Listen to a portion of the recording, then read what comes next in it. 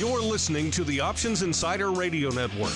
For more quality options programs, visit www.theoptionsinsider.com or search for Options Insider Radio Network in your podcast provider of choice. Listeners can also access all of our programming through our mobile app, available in iTunes and on Google Play. Don't forget to follow along with your favorite programs and submit your own questions for the hosts at twitter.com/options, facebook.com/theoptionsinsider, or via questions at theoptionsinsider.com.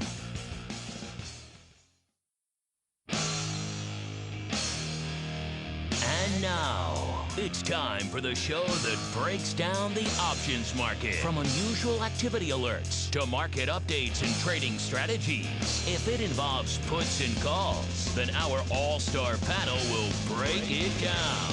It's time to hit the option block with your host, Mark Longo from theoptionsinsider.com and co-hosts, Uncle Mike Tusaw from RCM Asset Management, Andrew the Rock Lobster Giovinazzi, and Mark the Greasy Meatball Sebastian from OptionFit.com.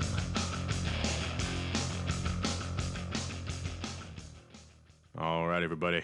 That rockin' tune means it's time yet again for this little program we like to call around here the Option Block, your bi-weekly source for all things options related, coming to you from the home of our Options Insider Radio Network. Indeed, the Options Insider Studios here in the options mecca of the known world, Chicago, Illinois. And of course, we produce many, many different fine programs here. If you're into volatility, and certainly we're seeing some of that again these days, then of course VolViews may be a good choice for you if you're looking for a financial advisor, or if indeed you are a financial advisor or an asset manager. Maybe the advisor's option may intrigue you, tickle your fancy. If you're into the world of futures options, well, then the long and short of futures options perhaps is up your alley. If you just want your daily dose, quick hit of news from the world of options market, the world of options and the options market, then check out the Options News Rundown every day, beamed directly to you. Of course, many other programs on their Options Bootcamp for some great edumacation, some more education coming out of our Options Playbook Radio. That's another short weekly bite-sized hit you can get, 15 minutes with Brian Overby and his team over there at Trade King, breaking down some cool strategery for you guys to use in your own portfolios, and a lot of other things cooking on there on the network. OIC and their wide world of options, where they break down the entirety of the world of options. If you ever wanted a program that pokes into all of the depths and recesses of the options market, well, that's the program for you. And many, many others. Our conference feed, of course, our interview show, which we haven't been doing as much lately because we've been doing other stuff. But, I know you guys like the interviews too, so we'll get back to our flagship show, the show that kicked it all off, the Options Insider Radio interview program as well. So it's all there, conference content. Look for the Options Alliance stuff coming to that feed soon too. So no shortage of ways for you guys to consume that content, of course. Best place, of course, the mothership, the flagship, theoptionsinsider.com. If you don't want to go there for whatever reason, you want to go find it on your platform of choice, we don't mind it. Head on over to iTunes, TuneIn, Stitcher, et cetera, or just grab our mobile app. It's all in there. You can also reach out to us via the mobile app, and it's all baked in there. Makes it easy for you guys to send us your questions, your comments, your insight, your mockery for the Rock Lobster, all sorts of fun stuff. We welcome it all. Send it over. We love to hear from you guys. And joining us on the show, he's muted listeners, but I can tell he's already taking umbrage. So let's toss it to him so he can express his umbrage, none other than the Rock Lobster himself. Mr. Rock Lobster, welcome back to the program. And how much umbrage did you take at that? You know what? I took most umbrage because you had to prompt me that I was muted so I wouldn't screw your intro.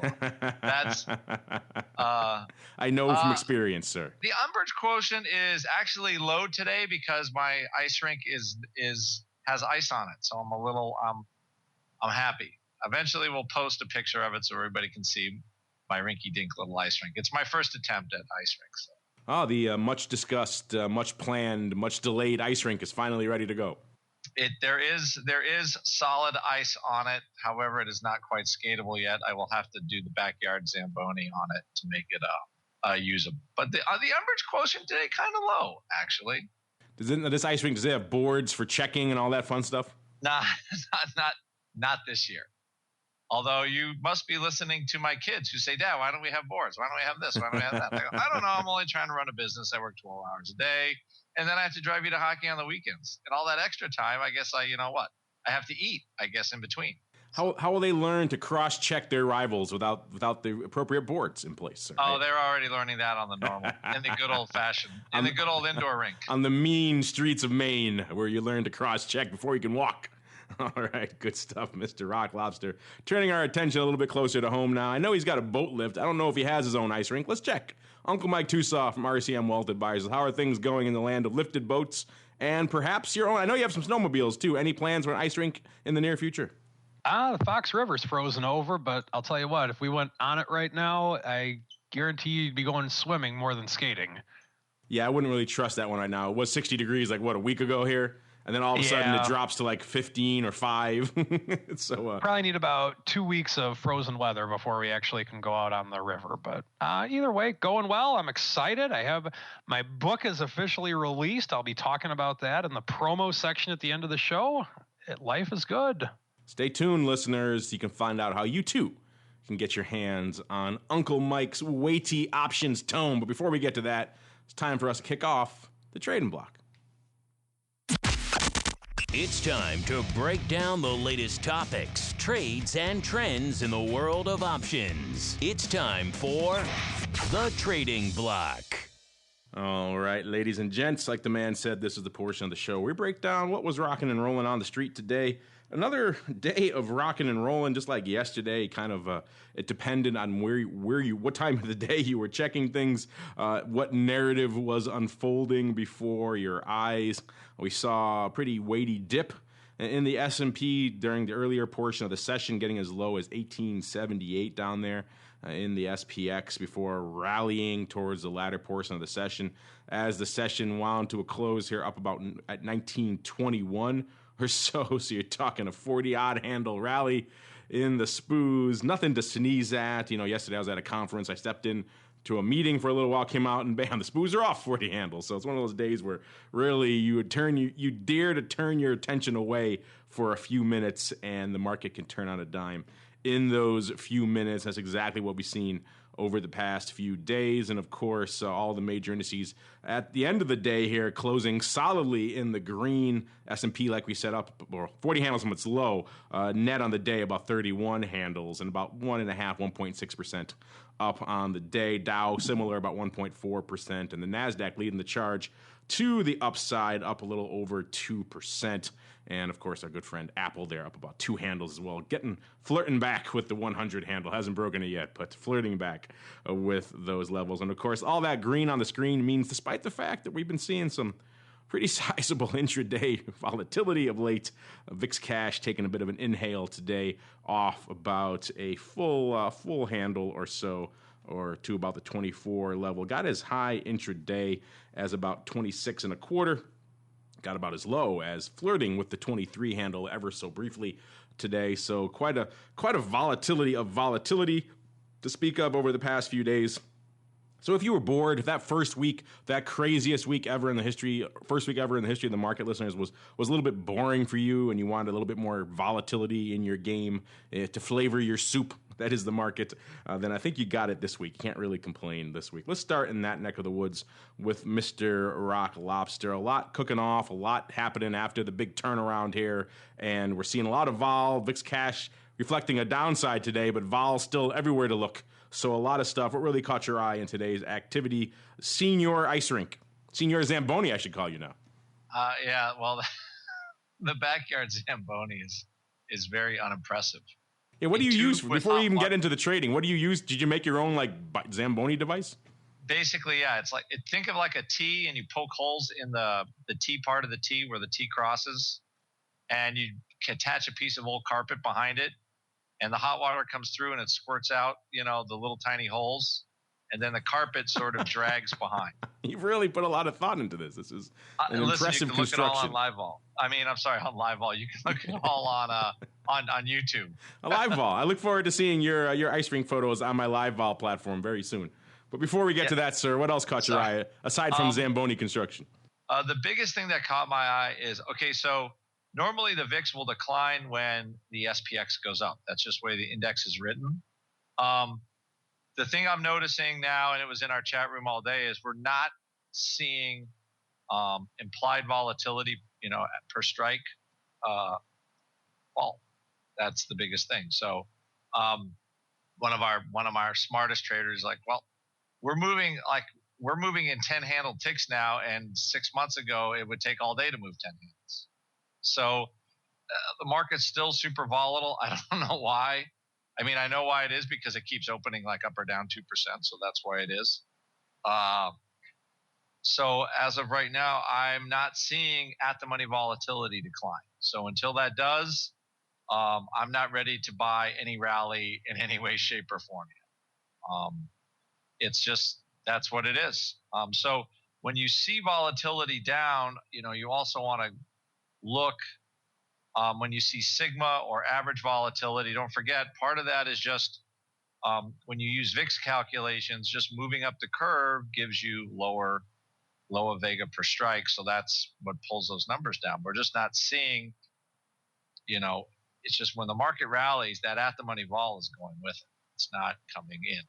Yeah, that's why I said, the vol is still there, in spite there is vol everywhere, in spite of the fact that if you took a brief glance at the indices at the end of the day here, you'd think, oh, vol came off a little bit. But you're right, the vol is still there to be found if you look, just because the VIX cash shows a bit of a downtick at the end of the day. That's how that product works. But if you look around, it doesn't take a genius to find very quickly that the vol is still, and nor should you expect vol to come off when you're rocking and rolling up 2%, down unched. I mean, you're moving 2% a day. That's vol. Even as I say, those schizophrenic volatility traders out there should be able to wrap their heads around that. Really contributes to a pretty substantial realized volatility. Let's pull it up here right now really quick. You mentioned our old friends over there at Live Vol. Of course, we like their platform. And despite the fact that they don't feature Rock Lobster's Zamboni photos, they still have a lot of cool stuff over there. Of course, they are our partners over there on the Volatility Views program as well. Let's see if for some reason, as I mentioned, their platform, it's going. So here we go. Realized vol, 10-day vol out there, about a 16. If you go back a little bit farther, 20 days, it's a 19 out there in good old S&P land. If you listen to any of our programs, that risk premium should be hovering somewhere around 6 points or so, plus or minus a few given, depending on where we are in the marketplace. So you tack that on top of that 19 or so, you shouldn't really be too gung-ho to blast away at these 24 levels out here, Mr. Rock Lobster. So I'll keep looking in the live vol to see if I can find your Zamboni pictures. Aside from that, what else really caught your eye today, Mr. Rock Lobster? So the easy thing for beginning vol trader people is I go, you look at the last 10 or 20 days and you think, is the next 10 or 20 days going to be as volatile as the last 10, the last 20, when you want to sell juice, you're trying to get a frame of reference. And I have to honestly say, I can't. Normally I have like a pretty good gut from being a market maker about, if the vol is going to subside, but we haven't. It's since I really can't put my finger on what pushed the volatility up. Mostly I think we're living in the post-Fed, or I guess we'll say now the market is deciding central banks can't really do anything anymore, and that's jacking the vol up. How long that lasts, I don't know. The next thing that's keeping my eye on is like how low oil can go, and all the MLPs and things like that are becoming totally unglued. They're like biotechs. That's another one of my clients. So really, I guess, don't they still have to move oil through their pipes? Or I don't know what the deal is, but and ultimately, I think it's like the power of all these institutional algos just keep blasting things around, and I think that's kind of what we're getting. It's just very hard for the market to kind of hold up. I think liquidity is leaving a little bit, and any news snippet, oil lower, institutional selling, boom, boom, boom, boom, boom. It's just crushing the market. Oh, there's a bad news in China. The sellers come in, and without any of this Fed rescue situation happening, we're going to have more vol. So I just don't think it's going away, at least tomorrow. If we're up or down 2% tomorrow, literally it won't surprise me. Not at all. Uncle Mike, a lot rocking and rolling these days in the market right now. I'd imagine the BBI might be pretty high, even though you said you were kind of sitting on your hands of late, waiting for the market to get back to your levels so your rules will allow you to play. I'd imagine even if you were inclined to sell a put here or there, these would be kind of a little bit choppy waters for you to start blasting out puts in. I know the way you like to roll, and these aren't usually the kind of waters you like to play in. That said, what caught your eye in today's activity, sir? No, I'm definitely a fan of boredom. It's a wonderful thing. You're right on that one. A couple things. First thing that caught my eye, we did have a little bit of a pullback in gold, which isn't surprising. But I think the thing that was the news event of the day that really caught my eye was one of the Fed governors had actually said that at the next Fed meeting, he hinted that they might not raise rates. And I believe it was in the morning when he said that, and I believe that was one of the things that did spark the rally as it happened. Now, who knows what that means? Who knows how true it is or not? But the market seemed to like the fact that the Fed had said that, or there was a hint and a rumor that the Fed was not going to raise rates at their next meeting. Now, here's the thing that concerns me of it, is that if that's the case and we don't raise rates, does that all of a sudden say that the economy is not good? And then could that serve as a negative signal to the market? I don't see us doing a QE 8 or whatever. I don't see us lowering rates. I don't see us adding any QE money to the market. And I think pretty much everyone on earth would agree to that.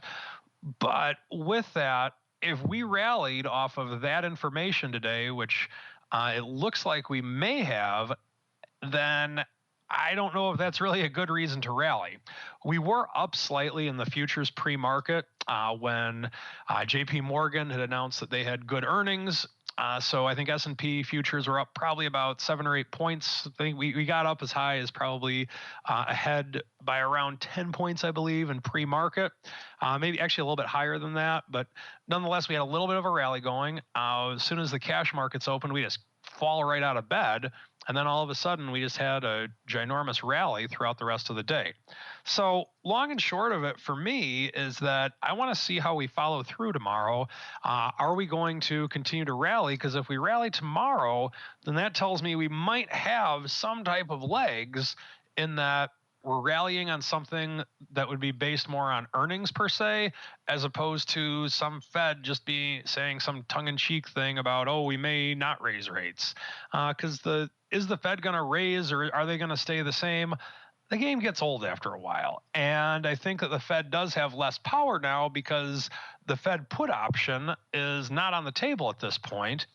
And so because of that, the Fed pausing isn't going to be a catalyst for the market for a very long period of time, in my humble opinion anyway. Yeah, I agree that Fed will they, won't they dance. I was over it back in October. We got a few extra months of it. I'm certainly putting that on the back burner, at least for the time being. I can't imagine anyone looking at the turmoil we're in right now says this is an environment where the Fed needs to step up and raise some more rates. I don't think that really would fly very well. But again, I don't think anyone really has them on the mind right now. And well, except for today when they rally, of course. But let's turn our collective gaze away from the Fed navel gazing towards some of the things we've been looking forward to, a little bit more domestic things, a little bit more certainty. You mentioned earnings. We are indeed back in the thick of it, listeners. Earnings season kicked off earlier this week with Alcoa. We saw part of the contribution to the rally this morning, of course, was the good news coming out of JPMorgan Chase. They of infamy recently with a lot of their scandals over there. Well, a lot of that is behind them. They posted a quarterly profit of $5.4 billion. I saw one of the articles writing about that today. That's 3.6 times the Powerball jackpot. Everything is in terms of Powerball these days. That's up 10% from a year ago. Stock also getting a nice boost, up about 1.5%, and it was rallying in spite of the fact that the market was selling off. So that was kind of a double little magic trick there. Of course, a lot of that coming on their decline in legal expenses. That should tell you just how much they were paying the lawyers over there to sort out all that nonsense with the whale and everything else. A lot of fun stuff going on in their neck of the woods the last couple of years. I think they're just happy to have that behind them. And turning our attention to some of the names you guys may be slinging after hours here. Of course, we saw good old Intel, INTC, coming out after the close here. My old stomping grounds out there. We could share some fun stories about Intel earnings here on the old program, but instead let's turn our attention to what they were looking like today. They closed 32.74, so right off the 32 half handle. That straddle going out about $1.45. And as we're looking at here in the after hours, These guys are selling off about nearly a handle, so about 2/3 of the way through that $1.50 or so. We'll see if they can make it. It's hovering right around 31.75, so off about $1 here in the after hours. This is the name that was doing some fair paper throughout the day. It's been averaging about 72,000, doing about $1.50 and change or so today. So about 2x out there in the ADV. A little bit of a call bias, but not too heavy. Seems like people were really kind of mixed on where this puppy was going today, and sure looks like after hours, despite the fact that it makes some interesting headlines, has some cool announcements at CES, the market not exactly loving what they're seeing over there. Anybody in the old pit chat, Mr. Rocklobster, any of them out there slinging some intel these days? Was that any topic of conversation? Or are they looking farther ahead to other earnings? Amazingly enough, no intel today at all. Zippo, nothing. I hate it when you say that and then I have nothing to add, but I have to say, we got nothing to add on that one. It's not catching the eye of the gamokes there in the chat room, huh? No intel love.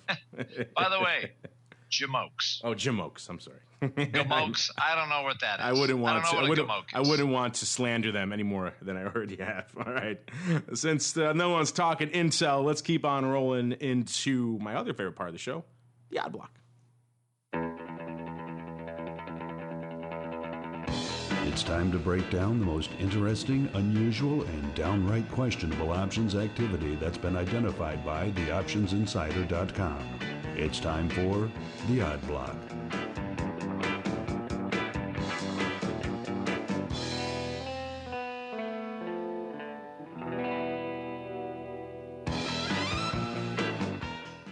All right, everybody. That funky tune means it's time once again for the Odd Block, the portion of the show we break down what's going on, what's cooking in the darker underbelly of the world of options, since we are kicking off all sorts of trade shows. CES last week, the big North American auto show this week. We thought, let's kick it off in the land of automobiles, in particular Fiat Chrysler automobiles, ticker symbol FCAU. Closing today off about 33 cents to right around 7.53 or so. It's off about 4%. Not a lot of love for this one today. It's a name that does about just a tick, literally one tick under 3,000 contracts a day, doing nearly 19,000 today. A little bit of a put bias overall, and that's kind of what caught our eye out there today. In particular, we turned our gaze out to March, and not a lot of puts, not a lot of strikes out there really for us to watch because it is a sub 10 handle name. But what caught our eye out there were the March 8, easy for me to say today, March 8 puts going up, paper buying for 80 cents. Looks like it went up in one block over there on the Philly. Looks like another 1,000 went up later on in the day, up to about 90 cents for that latter kind, for a total of about 5,000. That's on open interest of about 3,400. We also saw later on in the day another chunk of about 4,000 of the March 6 puts going up. I don't have the prices on that kind either, so it could have been legging into a bit of a spread. We also saw on that same strike, seems like the March was the month du jour, and the 8 was the strike du jour, because we also saw, on going back to the 8 strike, March 8 calls going up for 4,000 times as well. So there's a lot of potential trades lurking in the midst there. Could have been a combo, could have been our old friend the bullish, or perhaps the bearish risk reversal. A bearish would be interesting given these levels, but wouldn't really surprise me. And so a lot of things could have been afoot here. Mr. Rock Lobster, there's a lot to parse, a lot to dissect. While you're looking for your Zamboni pictures, what caught your eye here? And what do you make of this? Kind of looks like a funky three-way here, or at least related size paper going up 3 times here in March in Fiat.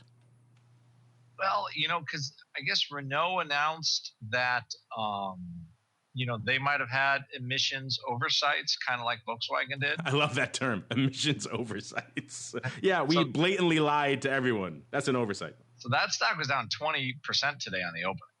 That's a lot for Nissan Renault. I don't know. That's a problem. I don't know. I guess on Madagascar, if you saw that kids movie, whatever. But we got a problem now with that. So, and I think, and then there was some news about Chrysler, Fiat, inflating sales, some kind of rumor. Somebody just came in and bought the March 8 put. So it looked like that was that trade. I could not see stock against that. But that's, I just call it FCAU, FCAU, Fiat Chrysler, down at the really low end of the range, and somebody's buying those 8 puts just looking for it to go into, you're buying those looking for zero, I guess. That's the only thing I can think of.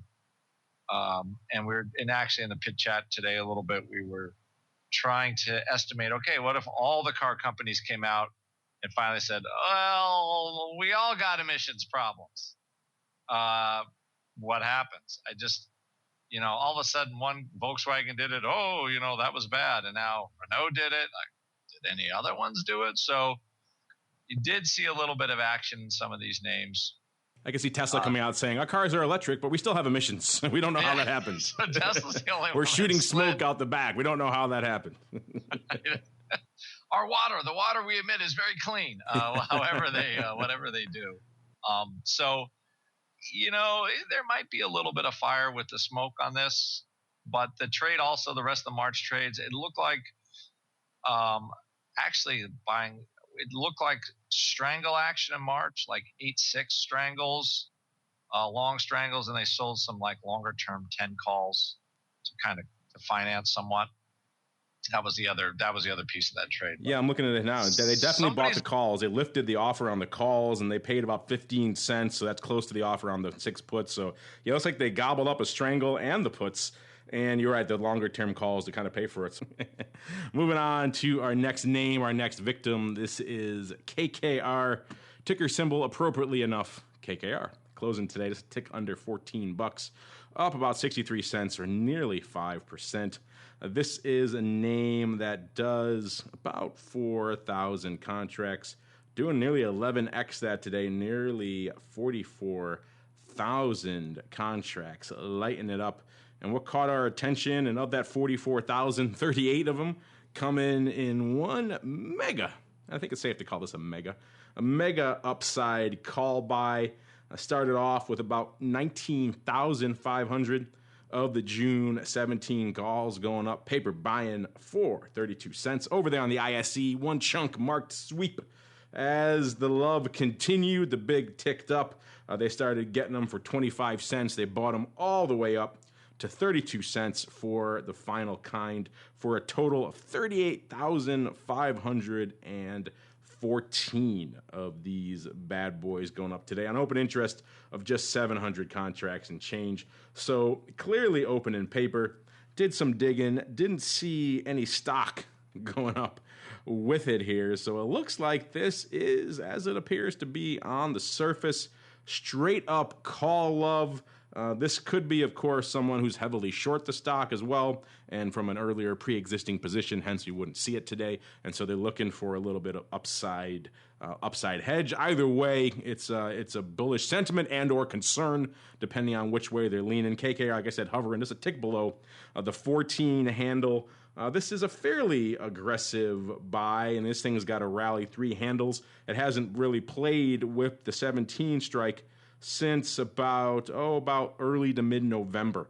That's probably the last time. So it's been a few months. It has printed there, though, in the last 3 months. So our friend perhaps thinking that this thing could rally. And, of course, earlier in the year, back in the summertime, it was hovering in the mid-20 handle. So our friend clearly thinking there's some upside, or perhaps concerned that some upside is afoot. Either way, he wants some upside in his own back pocket. Mr. Rock Lobster, how you leaning? Straight up swing for the fence, or more of a hedging against some aggressive shorting?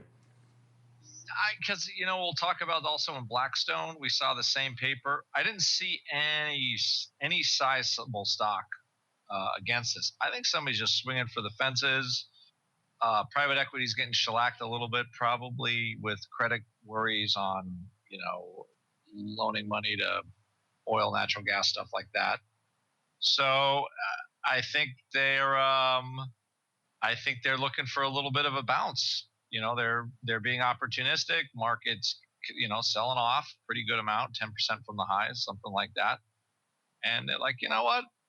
The private equity is sold off like to the tune of 50 to 60% from the highs, just totally getting smacked. So what are you going to do? You're going to bet on the rich guys that are really smart? I think those calls are all buying options that are in touch, at least with the KKR and the Blackstone when we cover the Blackstone. All right, since you're hinting at the Blackstone, we might as well move ahead to that one. A similar conversation, you're right, finishing it up here with the Blackstone Group, of course, ticker symbol BX, closing today $25.64, up a little over $1 or nearly 5%, so a decent day for good old BX, of course. They like days like this. It's usually going to put up, aside from when all their ETFs break, when the volatility, they like days and people are actually pushing some money, pushing some ETF volume, because that, of course, accretes back to them. They do about nearly 14,000 contracts a day, doing nearly 80,000 today. Yeah, which is pretty interesting stuff here. And what caught our eye, like Rock Lobster already hinted, kind of given up the ghost with this one, but we'll get to it anyway.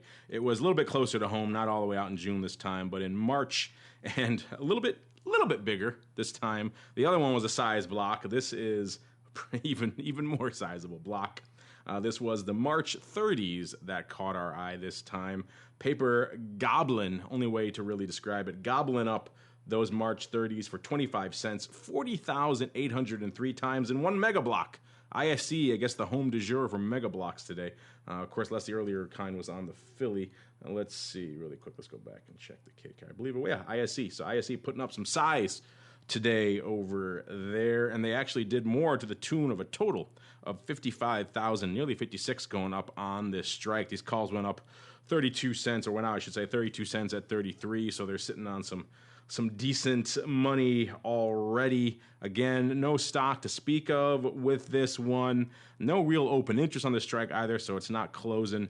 There is some open interest a little bit above it on the 31 strike, but that, on first blush, that appears to be linked to maybe a risk reversal or a collar that went up March 23, 31 collar / risk reversal, because that's about similar open interest on both of those strikes. So looks like the 20,000 right above it is unrelated.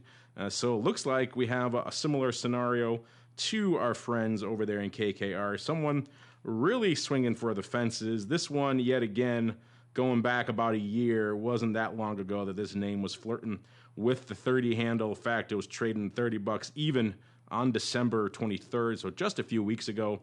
This recent sell-off kind of in line with what's been going on in the broad market.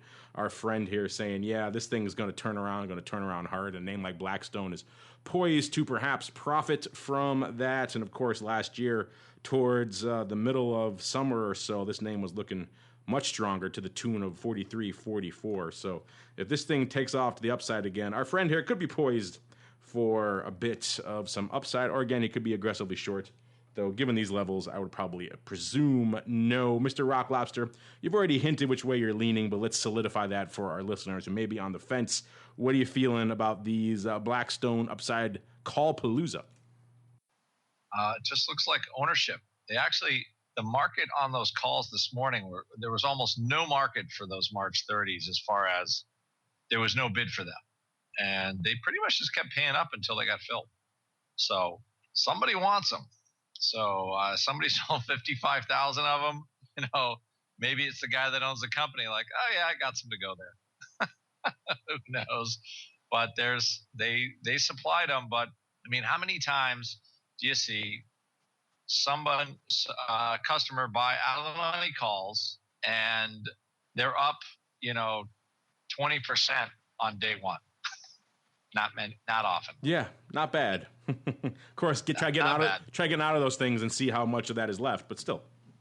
Yeah, currently, yeah, that's good. But we're just going by the marks here, just by the marks. Okay, we'll be nice. But yeah, that's an interesting one. Blackstone clearly our friend here feeling some love. So let us know what you think about these two guys here swinging for the fences in related but not identical type names. Blackstone and, of course, KKR playing in two different realms of the financial market. Someone clearly feeling, or several people at least, feeling some upside love for both of these. What are your thoughts? Do you agree with us? Disagree? Maybe you have alternative strategies you'd like to employ on these. Let us know. We'd love to hear from you guys. Speaking of hearing from you guys, It is the Thursday show. It means it's time for me to turn the reins over to you and open up the mail block. It's time to take your seat on the All-Star panel as we read your emails, tweets, Facebook messages, website comments, and much more. It's time for the mail block. All right, our listeners out there, this is the portion of the show where you guys get to take the reins. Like I've said many times, no shortage of ways for you guys to do just that, including via email questions at theoptionsinsider.com. Surf on over to the mothership. You can post a comment or use the website feedback form. I know many of you guys like to do that. Of course, Twitter, always popular, @options. Just find us out there. Of course, Stock Twits. Trying to put more out for our Stock Twits users out there. We haven't really put a lot out there. I noticed the other day we weren't posting a lot, so I'm trying to change that now. So a lot of our stuff should be going out through Stock Twits as well. So if you're a diehard Stock Twits fan, we got some stuff out for you. Also, Facebook, though, for whatever reason, seems like the lion's share come from those former two rather than the Facebook. I'm not sure why people don't ask questions on Facebook, but they love to ask them on Twitter and on the website and via email. First one coming in here from the website. This is from Kddidy. He says, hey, thanks for answering my questions. I guess we featured him on another episode earlier, guys. And he writes, hey, I want to protect a stock position with puts at a strike 2% below the market. But there isn't a strike there. I thought of dividing my purchase between two different strikes to get an average of 2%. He's talking about the strike again there. He goes on, but I don't want all the guys on this show, he means, to call me stupid. Mom always said I was a genius. But it's hard to feel like one when buying something called a put stupid. What should I do instead? Regards, Mr. Smart. I like this guy. He may win the award for letter of the year so far. Only 2 weeks in, but I like that. He's got a little bit of a story, a little bit of a character to his letter. I always like those ones. But I feel your pain there, Mr. Smart. And we're right, we do malign me most frequently. I am the most frequent mocker of put stupids, call stupids in pretty much any regard, because I think their name is appropriate. That usually, 9 times out of 10, you will be better served by putting it on one strike for a variety of reasons. It's easier for, your transmission and execution. You don't have to worry about as much slippage there. Sometimes there could be ramifications from a margin or from a commission perspective. You start spreading your liquidity across multiple strikes. People also have, your size, I should say, isn't really going to impact this, but I see people, larger institutional clients, who think they can somehow trick market makers if they spread out their liquidity across a couple of strikes rather than one, that somehow they'll be able to buy that second strike at a discounted vol, because the market makers won't know that they just bought the strike right below it immediately. They don't realize market makers aren't stupid, though all the firms are going to lift their skew across the board and all those strikes are going to go up. So there's a lot of things that go into executing stupids that I think are wrong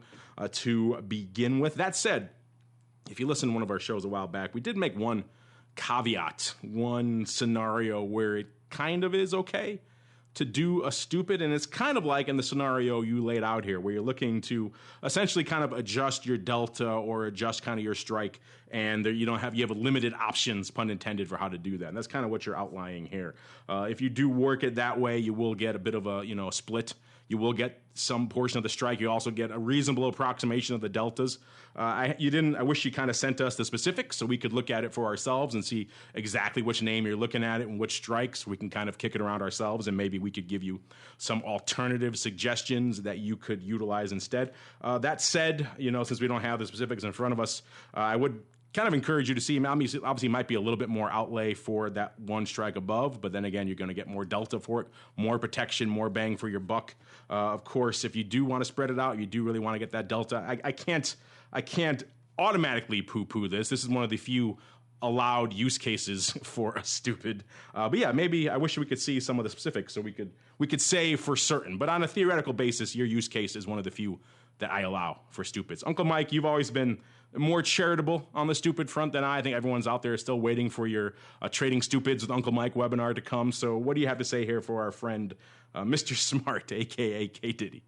Well, Mr. Smart, I got to say something on this. First off, Mr. Longo always badmouth stupids, but then when you give him a situation, he seems to agree with it. And I think if you go through our near 500 episodes, I'm willing to bet there's probably about 10 or 12 scenarios that Mr. Longo has said, well, normally I hate stupids, but this one instance, I think I like it. There's no way. I will stop you right there. There is no way I have said 10 or 12 times on this show that these are appropriate use cases for stupid. I know off the top of my head the one use case that I have allowed in the past, and that was adjusting your deltas and getting a little bit cheaper way to get an approximate delta by spreading off a couple of strikes. That's not the exact same scenario as what he's talking about here, but it is similar enough that I will allow him that similar dispensation for the adjustment of delta. But there's no way. I challenge any listener to go back and find another episode where I said, aside from that delta adjustment, that I have ever allowed a stupid. I challenge you, sir. Mark, it's okay. It's the modern age. You can come out as a stupid trader. It's like the State of the Union. We have to go to factcheck.org and check your facts, sir. There we go. No, in this case, I would probably. I think it all depends on the underlying.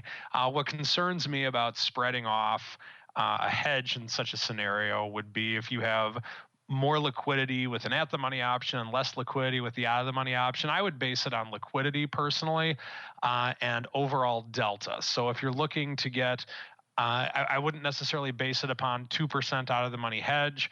I would base it upon how am I going to get X amount of deltas. So let's say you had 200 shares and if you were to do a 2% out of the money put option, then what kind of delta would that give you? And then once you determine what kind of delta that would give you, I would then adjust to maybe do a one lot at the money or maybe just depending on how it is. I would look at the overall delta picture as opposed to averaging in with a stupid. And by the way, Mark Longo has complimented my way of the rolling stupid in the past. Yes, you're right. I have said that's the only other one I would typically consider, but that's not the same thing as executing. I said never outright. I've always said, unless this is one of these weird scenarios. But aside from that, the only way I would reasonably consider using a stupid really is when you're rolling and maybe for some weird tax reason or something you can't liquidate that one strike and the underlying is moving in your There's favor. Number 3. Tax reasons. We just tripled his stupid productivity in 3 minutes. Listeners, come up with some more for us. Point them out. I have been more allowing of the rolling stupid, you will, but that's another caveat for another day. And that's my own stipulation, the rolling stupid. I created that. I should get credit for that term. Before I continue this argument, Mr. Rock Lobster, weigh in here. What do you think? Are you on the side of us or are you on the side of Mr. Kddidy? I just think the whole conversation is stupid. How long have you been waiting to say that? About 5 minutes. I was dying over here. Stupid this, stupid that. I have been known if I think something's going somewhere just to buy a bunch of options. And I really don't care where they are. So while it's not my first choice, I will say I have ventured over the stupid line every once in a while. Aha! However, I'm cutting your mic, sir, as we speak. The truth is coming out. The ratio, though, is we're talking like a 2 or 3 delta. It's not, it's not a huge one. However, I would always err on the side of simplicity for a trade. You got 2 contracts, 2 different strikes, confusion. I don't know what to close. So, make it easy on yourself. Not everybody can be as nimble as Mr. Mike Tucson. It's estimated that 90% of all option traders trade the stupid, and the other 10% lie about not trading them.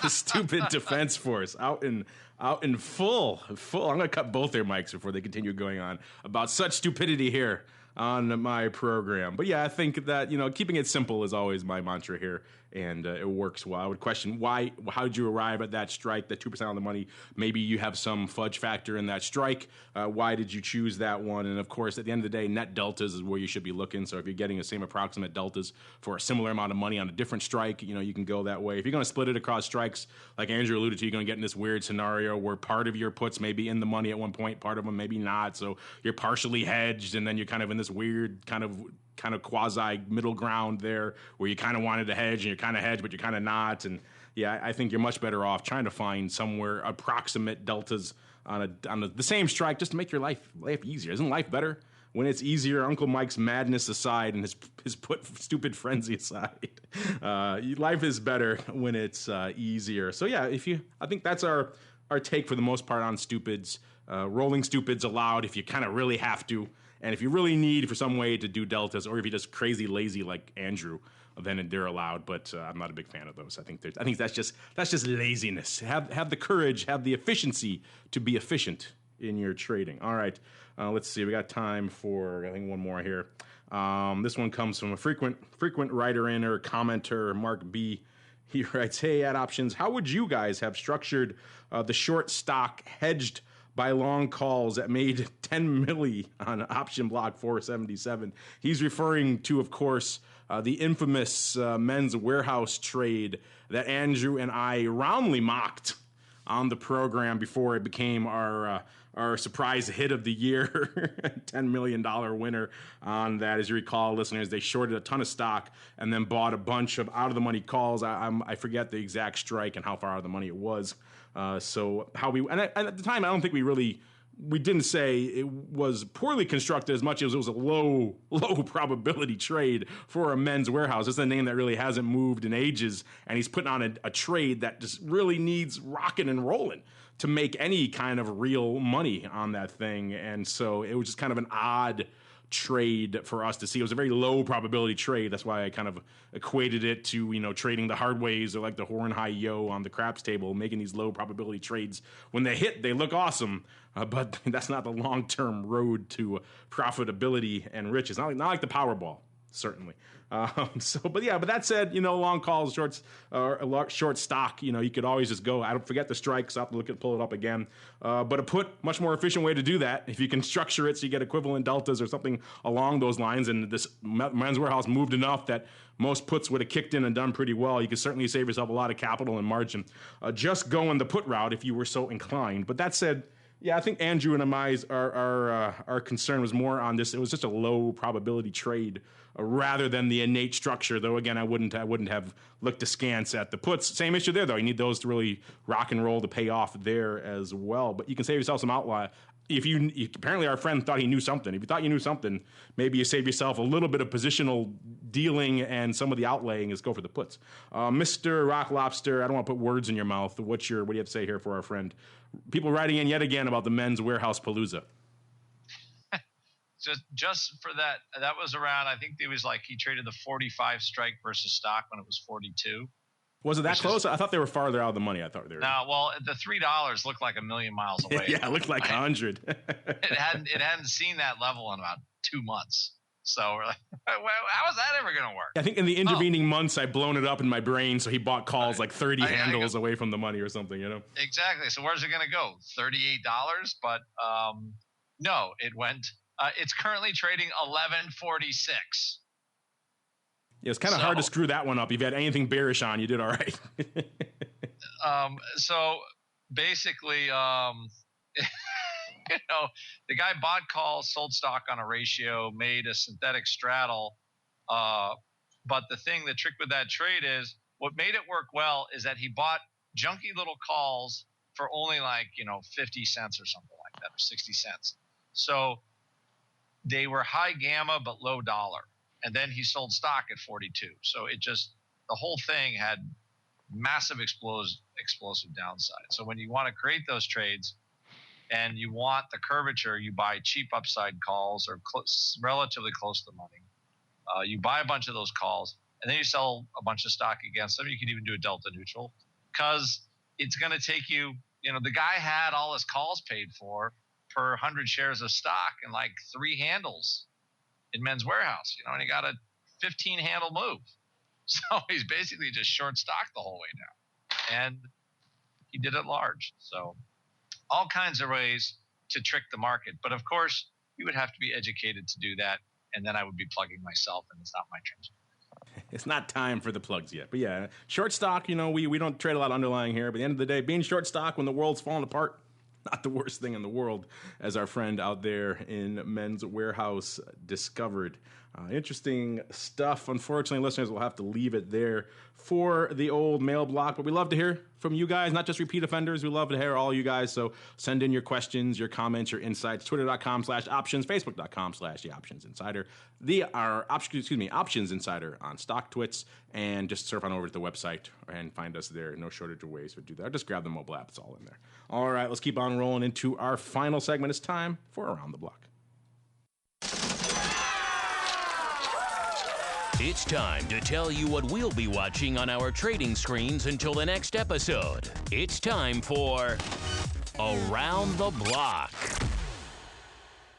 You guys can't see the chat here, listeners, but Uncle Mike's still plugging away, plugging the stupids. He's on a stupid frenzy. So if you want someone to manage your put stupids for you, you know the guy to call. Ironic that his book is called Go Long. He's such a fan of the put stupid. But that's a conversation for another segment, perhaps the next segment. We are wrapping it up here with Around the Block.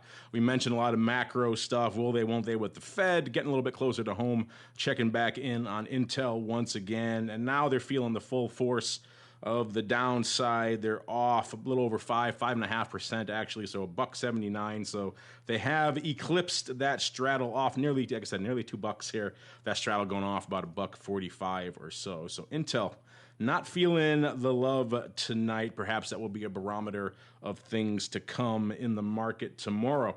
And aside from that, Uncle Mike, I will unmute you if you promise not to do any more stupid plugging. Sound like a plan?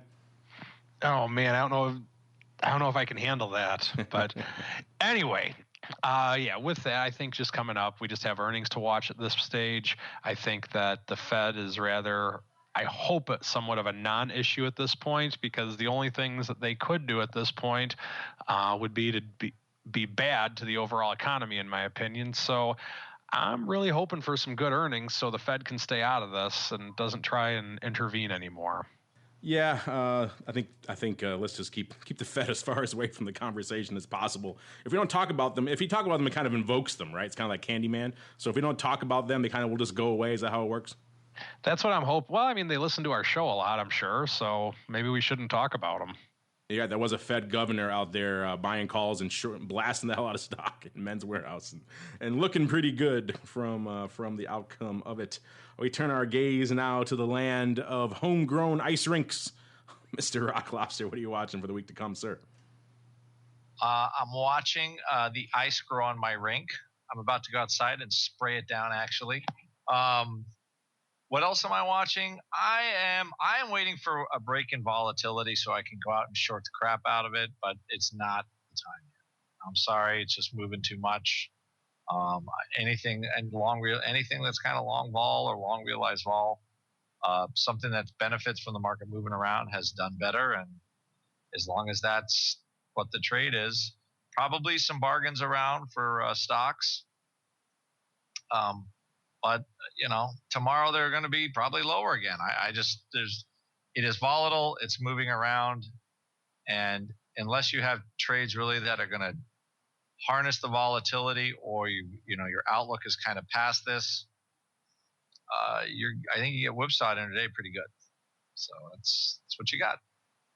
Yeah, it's a bit of a rough one for the day traders in our audience, because the people who have actual jobs, they can't babysit your screens. These are the kind of the rough waters to be working limit orders and things in, and if you can't pay attention to it and babysit it, maybe it's a good time to let cooler heads prevail, as Uncle Mike likes to do, before you dive back in there, blasting out your puts and your calls and so on and so forth. And unfortunately, that's all the time we have for this episode of the Option Block. But before we go, I know he's been chomping at the bit all episode long. I should deny him, listeners, because of all his put stupid madness on the show, but I'll give him one last chance to redeem himself. Uncle Mike, a little birdie told me, aka a minion, you may have a book out there available for public consumption. Tell us about it, sir. I do. It is the second edition of Go Long, New Option Strategies for Buy and Hold Investors. It is the basis of pretty much everything that I talk about on this show. It's a second edition. The book was released originally in 2010. This edition will have a chapter on portfolio margin as well as a chapter on weeklies, two prominent topics that have really come full circle since it was released the first time. And I guess now is not the time with which I should advertise my chapter on how to buy a put without buying a put, because that would kind of resemble something you don't want me to talk about. But nonetheless, it's on Amazon. Just go to your Amazon Kindle app, type in Go Long, Mike Tusaw, whatever, you will find it, and it'll be a fun read, I guarantee it. That's TOSAW out there, listeners, for all of you who are spelling challenged. Uncle Mike, is that a new cover I'm seeing on that book? Yes, it is. Yes, it is. Always like the eagle. I've always been a big fan of eagles, so doing it my way this time since I don't have a publisher. There you go. Doing it the old-fashioned way, putting it out there for public consumption himself. So head on over there to Amazon, listeners. Search for Mike Tusaw, T-O-S-A-W. It's only $9.99 for the Kindle version. You can't go wrong with that. Put it on your device, your phone. Read it on the way to work. Skip the chapter on Put Stupid. You'll thank me, and you'll be doing good. Go long. Check it out wherever books are sold, particularly Amazon. I heard they sell a lot of books these days. And Mr. Rock Lobster, I know you're not a noted author, so it's hard to compete with that one, sir. But still, what do you have cooking in the land of the pit? I am not a noted author. Not a noted noted author. January 23rd, Put Your Learning On Saturday class, how to fix broken trades, some rules for closing trades, or whether it's better to try to fix them. Very useful in a market like this, seeing as how trades can get broken. So, like I said, it's all the cost of our trade is an eighth on a 10 lot, and if you don't learn at least that much, we'll give you your money back. Money back guarantee. How bad can it be? Mostly, though, we have people that they take our Saturday classes. They actually buy more of the ones in our archive in our store. So that's the deal. There you go. All right, and of course, plugs done. Check out the book, Amazon.com/Uncle Mike. Actually, don't search for that. I don't think it's up there, but you can check it out. And of course, surf on over. You should put that in your description somewhere, Uncle Mike Tusaw, so people know how to find you in case they search for that. And of course, optionpit.com, I think it's /store to find all those goodies from the webinars. And on behalf of Uncle Mike and the Rock Lobster, and indeed myself, I want to thank all of you out there in the listening audience for downloading, streaming, and subscribing, sending in such great questions. We love them, even if you do invoke the stupid occasionally. And we'll see you next time right here on the Option Block.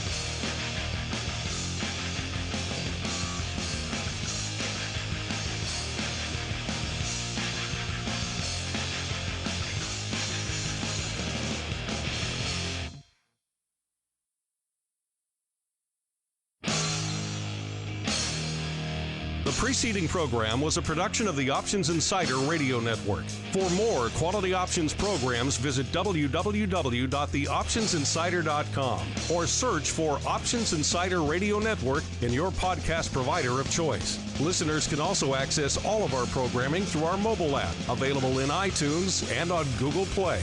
Don't forget to follow along with your favorite programs and submit your own questions for the hosts at twitter.com/options, facebook.com/theoptionsinsider, or via questions@theoptionsinsider.com.